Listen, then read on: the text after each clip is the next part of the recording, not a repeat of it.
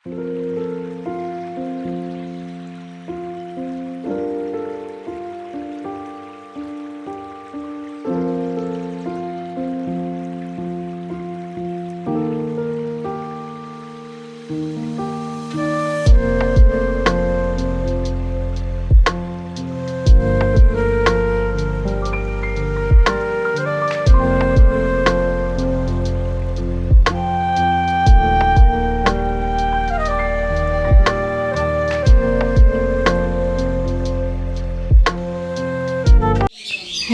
Everyone, good morning সবাইকে। আশা করছি তোমরা সবাই খুব ভালো আছো, আর আমিও কিন্তু বেশ ভালো আছি। তো দেখো, আজকে আমাদের এই গাছটাতে, আমি জানি না কেন এই গাছটাতে এরকম কালারের ফুলটা হলো, মানে রেড কালারের, লাল কালারের। তো নর্মালি কিন্তু আমাদের কাছে এই কালারের ফুল হয়, দেখো এরকম ব্রাউন কালারের ফুলগুলো হয়, জবা ফুলগুলো। তো আজকে জানি না এই লাল ফুলটা হয়েছে, আর সমস্ত ফুল আজকে মাই তুলেছে। তো মা জানি না কেন এই ফুলটাকে দেখেনি, তো আমি তুলে নিলাম। এই ফুলটা লাল হয়েছিল, তাও মায়ের চোখে কেন পড়েনি আমি জানি না। তো মাকে আমি যখন জিজ্ঞাসা করলাম, মা বলল না তো, আমি তো দেখিনি। তো দেখো মা কত ফুল তুলেছে, শুধু লাল ফুলটাই মায়ের চোখে পড়েনি। হয়তো ফুলটা আমার জন্যই ছিল, আমার হাতে আসবে বলে। তো যাই হোক, চলো দেখো কত ফুল, আর এত ফুল দেখলে তো পুজো দেওয়ার মানে ইচ্ছেটা আরও দ্বিগুণ হয়ে যায়। তো চলো ঝটপট করে পুজোটা দিয়ে নেব। আর দেখেছো এই কালারের মধ্যে, বললাম না আমাদের গাছে ওই বাদামি কালারের ফুলগুলো হয়। তো আজকে জানি না কেন এই লাল ফুলটা হয়েছে আমাদের গাছে। তো যাই হোক, চলো আমি কিন্তু পুজোর বাসন টাসন সব ধুয়ে নিয়েছি। দেখো এখন পুজোতে বসবো, আর পুজো দিতে বেশ একটু সময় লাগবে। আমার পুজো দিতে একটু বেশি টাইম লাগে, জানি না কেন। তো মাও বলে যে পুজো দিতে ঘরে কি করিস, পুজো দিতে এতটা টাইম লাগে। তো জানি না কেন আমার ঠাকুরকে বেশ সাজিয়ে গুছিয়ে পুজোটা না দিলে না ভালোই লাগে না। তো দেখো আমার কিন্তু পুজোটা দেয়া হয়ে গেছে, তোমাদেরকে একটু দেখাচ্ছি। দেখো আমি ঠাকুরকে এইভাবেই সাজিয়ে থাকি, আর যেহেতু অনেক ফুল, তো ফুলগুলো সাজিয়ে দিতে গেলে সিংহাসনটায় মানে জায়গায় পাবো না, তার জন্য সাদা ফুলগুলো মাঝখানে ওরকম ছিটিয়ে তারপরে এমনি ওই ফুলগুলো দিয়ে সাজিয়ে দিয়েছি। তো দেখো আমি বাইরে তুলসী তলায় ধূপ আর ফুল দিয়ে দিয়েছি। তো চলো এখন, আর দেখো আজকে কিন্তু রোদ এখনও ওঠেনি, মানে সূর্য মামার এখনও দেখা যায়নি আর কি। তো দেখো আমি কিন্তু পুজো টুজো দিয়ে মাথা টাথা আঁচড়ে সিঁদুর টিঁদুর পরে নিয়েছি। এখন যাব ওই ঘরে, আর ডুগ্গু আর পুপু সোনা তো ঘুমোচ্ছে, এখনও ওঠেনি। আর মা কিন্তু অনেক সকালে উঠেছে, তোমরা ফুলগুলো দেখে নিশ্চয়ই বুঝতে পেরেছো, অতগুলো ফুল তুলতে অনেকটা টাইম লাগে। তো মা সেই সকালবেলায় অনেকটা ভোরবেলায় উঠে ফুলগুলো আগে তুলে নিয়েছে, নয়তো ফুল মানে এখান দিয়ে আছে অনেকে যে ফুল নিয়ে চলে যায়, ভোরবেলায় উঠে ফুল নিয়ে চলে যায়। তো এই জন্য ফুলটা আর কি মা তুলে নেয় ভোরবেলা উঠে আগে, তারপরে সমস্ত কাজ করে। আর আমি এখন জানি না, ওই বাড়ি থেকে আসার পর থেকে ঘুম থেকে উঠতে ইচ্ছে করে না। তো ওই বাড়ি থেকে আসার পর থেকে বোধহয় আমি 2 দিন উঠেছি সকাল সকাল ঘুম থেকে, আর সবসময় লেট হয়ে যায়। আর দেখো ডুগ্গু আর পুপু সোনা এখনও ঘুমোচ্ছে, ওরা কিন্তু এখনও ঘুম থেকে ওঠেনি।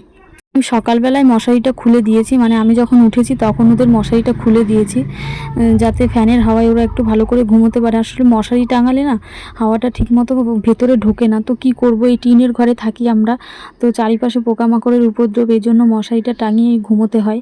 যেহেতু বাচ্চা কাচ্চা নিয়ে থাকি, আমার মেয়েটা খুবই ছোট, তো সেই কারণে। আর এমনিতে নর্মালি আমরা মশারিটা টাঙিয়েই ঘুমাই, যেহেতু টিনের ঘরে অনেক মানে ফাঁকা ফুটো আছে এই জন্য। তো চলো দেখো, আর তোমাদের একটা কথা আমি বলি, দেখো আমি কিন্তু পুজোর পরে রোজই এরকম বাসনগুলো সুন্দর করে ধুয়ে মুছে রেখে দিই, যাতে পরের দিন সকালে আমাকে আর মানে বেশি বেশি কষ্ট না করতে হয়। মানে অল্প করে মানে মাজলে পরেই হয়ে যায়, আর সেরকম মানে জোরে না মাজলেও চলবে এই বাসনগুলো। দেখো আমি এরকম করে ধুয়ে সুন্দর করে মুছে তারপরে রেখে দিই, রোজই করি এটা। এইসব করতে গিয়ে তো টাইম লেগে যায়, তাই মা বলে তুই ঘরের মধ্যে কি করিস এতক্ষণ। তো যাই হোক, চলো যাওয়া যাক ওই ঘরে। তো দেখো আমি কিন্তু চা করে নিয়েছি,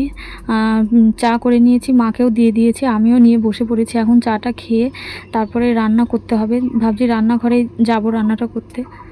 তো দেখো ভাবছিলাম রান্নাঘরে রান্নাটা করব, কিন্তু মা আজকে বললো মায়ের একটা নেমন্ত্রণ আছে, তো সেখানে মা যাবে, তাই বলল অল্প করে রান্না করে নে, যেহেতু আমরা একবার করেই খাই। তো মা বলছে গ্যাসের মধ্যে রান্নাটা করে নে। তো গ্যাসে রান্না করতে কিন্তু আমার একদমই ভালো লাগে না, তবুও করে নিচ্ছি। আজকে দেখো মাছ ভাজা রেখেছি পুপু সোনার জন্য, আর ডালটা হয়ে গেছে, তোমরা তো দেখলেই ডালটা হয়ে গেছে, তারপরে মাছ ভাজাটা করে নিলাম। এটা মাছ ভাজাটা শুধু পুপু সোনার জন্য। আর দেখো এই দেখো চিংড়ি মাছ নেওয়া হয়েছে, চিংড়ি মাছটাও ভাজা হয়ে গেছে, শুধু এই আলুটা দিয়ে চিংড়ি মাছটা দিয়ে করব। তো এই আলু দিয়ে চিংড়ি মাছ দিয়ে করলে কিন্তু আমার খুব ভালো লাগে খেতে, আমার খুব ভালো লাগে চিংড়ি মাছ আলু দিয়ে করলে। তো দেখো আমি আলুটা ভেজে একটা টমেটো দিয়ে ভালো করে একটু মশলা দিয়ে কষিয়ে নিয়েছি, এরপরে হালকা জল দেব। তো দেখো তরকারিটা কিন্তু আমার হয়ে গেছে, অল্প জল দিয়েছিলাম, জল দিয়ে একটুখানি ঢাকা দিয়ে সেদ্ধ করে নিয়েছি আর কি, আলুগুলো সব গলে গেছে। তো তারপরে চিংড়ি মাছগুলো দিয়ে দিয়েছি আর তরকারিটা রেডি হয়ে গেছে। আর এখন করবে একটুখানি আমের চাটনি। চাটনি তো না, একটুখানি পাতলা করে আমের, মানে চিনি দিয়েই করব, কিন্তু চাটনি মানে চাটনিটা যেরকম হয় সেরকম নয়, পাতলা করে করব, তোমাদের দেখাচ্ছি দাঁড়াও। এ দেখো জাস্ট সর্ষে ফোড়ন আর একটা শুকনো লঙ্কা ছিঁড়ে দিয়ে এরকম করে আমাদের বাড়িতে হয়। চাটনিটা আমার খুব পছন্দ করি না আমরা, একটু ঝোল ঝোল হলে বেশ ভালো লাগে খেতে। তো চলো এই গ্যাসের ওভেন টোভেন এখন মুছতে হবে। তো দেখো আমি কিন্তু বাসনগুলো সব কলে রেখে এসেছি, সেগুলো তো মাজতে হবে, তার আগে আমি এগুলো সব মুছে নিয়েছি সুন্দর করে। এখন বাসনগুলো মেজে নেব। তো চলো বাসনগুলো মেজে ঘরটা গুছাতে হবে। তো দেখো আমি রান্নাবান্না করে এসে দেখছি ঘরে বিছানাটা রয়েছে, যেহেতু ডুগু শুয়েছিল আর ডুগু আছে। ডুগু মানে ডুগু যতদিন ধরে এসছে ততদিন পর্যন্ত আমাকে এইগুলোই করতে হচ্ছে, মানে রান্নাবান্নার পরে এসে বিছানাটা গোছাতে হচ্ছে। তো আমার ওঠার একটু পরপরই পুপুসোনা উঠে যায়, মানে আমি পুজো দিতে দিতে পুপুসোনা উঠে যায়, না হয়তো তারপরে উঠে যায়। তো তারপরে কিন্তু আমি বিছানাটা গুছিয়ে একবারে রান্নাঘরে ঢুকি, কিন্তু যেহেতু ডুগু আছে তাই ও একটু বেশি সময় ঘুমোয়। তো দেখো আমি কিন্তু মানে বিছানা টিছানা গুছিয়ে পুপুসোনাকে খাইয়ে দিয়েছি, তারপরে আমরাও খেয়ে নিয়েছি, সবার খাওয়া দাওয়া কমপ্লিট হয়ে গেছে। এখন একটুখানি বসবো, তারপরে পুপুকে স্নান করাবো, তারপরে ওকে স্নান করিয়ে আবার অল্প কিছু খাওয়াবো, তারপরে ঘুম পাড়াবো। আর যেহেতু গরম প্রচণ্ড পড়ছে, তো জানি না ঘরের মধ্যে না, আমাদের এই টিনের ঘরগুলোতে কী হয় বলো তো, দিনের বেলা একটু গরম লাগে কিন্তু রাতের বেলা কিন্তু বেশ আরাম করে ঘুমোনো যায়। তো এই হচ্ছে ব্যাপার, দুপুরবেলা টাইমটা তো টিনের মানে ঘরের ভিতর থাকাই যায় না, মনে হয় যেন দম বন্ধ হয়ে আসে এরকম, মানে এতটা গরম লাগে। আর পুপু তো ঠিক করে দিনের বেলাটা ঘুমোতেই পারে না, শুধু এপাশ ওপাশ করে, আর ওর না প্রচণ্ড মাথা ঘামে। আমার মনে হয় সিজারের প্রত্যেকটা বাচ্চারই এরকম হয়, মাথাটা প্রচণ্ড ঘামে ওর। তো চলো ওকে স্নানটা করিয়ে দিই। তো আমাকে টোটো তো দেখে তোমরা কি ভাবছো আমি কোথায় যাচ্ছি, তাই তো? তো বললাম না সকালবেলায় তোমাদের রান্না করতে করতে যে মায়ের এক জায়গায় নেমন্ত্রণ ছিল। তো দুপুরের পরে আমি যখন ঘুম থেকে উঠেছি তখন প্রায় 3:30 বাজে। তো পুপুকে ভাত খাওয়ালাম, তারপরে আমি খেতে বসবো, তখন মা বলছে আমি যাব না। আমি বলছি কেন যাবে না, এবং পিসিও রেডি হয়ে গেছে, সবাই যেহেতু নেমন্ত্রণ করেছে তো নেমন্ত্রণ বাড়ি তো যেতেই হবে। আর এটা পাড়ার মধ্যে হলে কোনো ব্যাপার ছিল না, যেহেতু টোটো ভাড়া করে তারা নিয়ে যাবে। তো আমি যদি না যেতাম তাহলে আগে থেকে বলে দিলে তারা আমার জায়গায় আরও একজনকে বলতে পারতো।